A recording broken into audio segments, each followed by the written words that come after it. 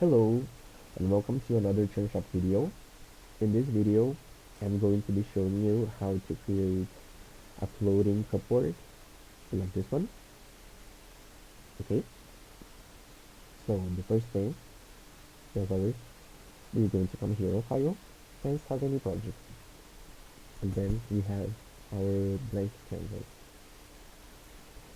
Here on empty cabinet, the measurements will be 1000 for the width, 250 for the height, and 400 for the depth.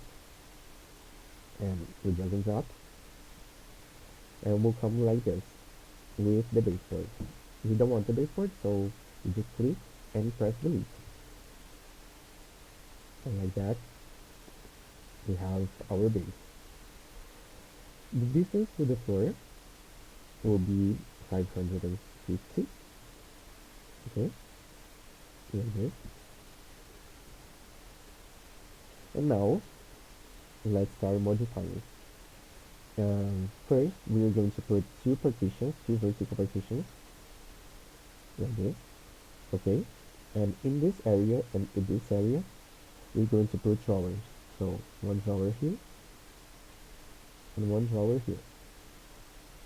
In the middle part, we're going to put a shelf. Okay, like this. And we're going to place a cover plate, like this. The cover plate doesn't go all the way on top of the drawers, so we're going to adjust that. So click here, and overhang front of 20. Now it's nice and flush. And then we're going to change the materials to match. And just like that, we have our floating cupboard done. If you have any questions about this design, please let me know, and I'll try to answer as soon as possible. And I'll see you in the next video. Thank you.